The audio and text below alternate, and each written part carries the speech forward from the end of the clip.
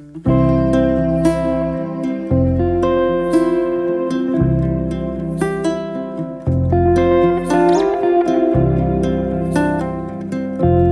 tout le monde, c'est Ophélie. Aujourd'hui, on se retrouve dans une nouvelle vidéo où je vais vous donner mon avis sur le tome 5 de Iruma, l'école des démons, qui est écrit par Osamu Nishi et qui est publié chez les éditions Nobby Nobby.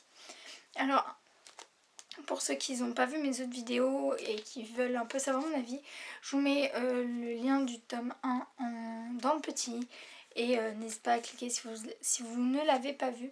Alors, un peu pour rappel de l'histoire, Iruma est un enfant humain qui a été échangé contre de l'argent à un démon. Donc en fait Iruma est là aux enfers, à l'école des démons, et il vit un peu sa petite vie avec les démons, mais personne ne doit savoir qu'il est humain, parce qu'en enfers c'est interdit d'avoir que les humains fréquentent une école de démons, et on n'en sait pas plus, mais les humains sont torturés aux enfers. Et du coup on va voir que Iruma il s'est fait des amis, et beaucoup d'amis, et qui devient populaire mais sans le vouloir. Donc là on est au moment où l'école où il est a failli être exterminée, mais Iruma a tout sauvé. On voit ça à la fin du tome 4.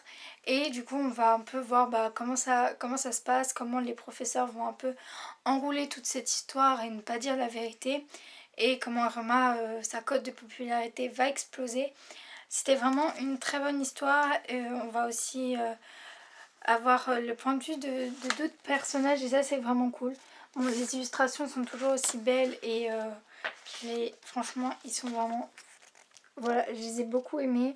On va suivre un personnage féminin qui a quand même beaucoup de doutes, et qui en fait révèle beaucoup de secrets. Et moi j'ai trouvé que ce personnage, je vais pas vous spoiler un peu parce que c'est vers le milieu du livre, mais je trouvais que ce personnage ressemblait un peu à un peu tout le monde. C'est que on a une facette devant les autres, et à l'intérieur de nous c'est différent. Et voilà, c'était assez touchant à lire son histoire, et même le dénouement, et voilà, c'était vraiment très bien. Et même des fois on a des moments où on se dit oh mais non, mais ça va se découvrir que c'est un humain, et pas du tout. Et voilà, franchement c'est une série vraiment trop bien. J'ai trop hâte de la continuer, parce que la fin elle est tellement mignonne et tellement chou qu'on a juste envie de continuer. Les illustrations, oui, sont magnifiques. Ce que j'ai beaucoup aimé aussi, c'est qu'on a de l'évolution au niveau des personnages. Ils sont pas genre Iruma il a deux autres amis, ils sont pas toujours dans la guerre. On va avoir de l'évolution. Iruma il va découvrir de nouveaux amis, on va découvrir de nouveaux personnages. Bref, c'est quand même une histoire assez complète et complexe, et franchement je l'ai beaucoup aimé. Et j'ai hâte un peu de savoir comment cette série va se terminer. Je sais pas il y a combien de tomes, mais pour l'instant on est sur une bonne lancée. Et franchement j'adore trop.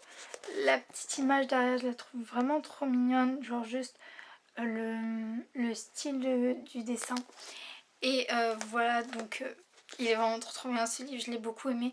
Et il fait pas non plus trop jeunesse pour que ça me rebute. C'est un shonen, donc c'est à partir de 11 ans. Mais genre ça va... Franchement, il est vraiment trop bien. Donc, si ce manga vous intéresse, je vous mettrai le résumé ainsi que le lien Amazon pour aller l'acheter.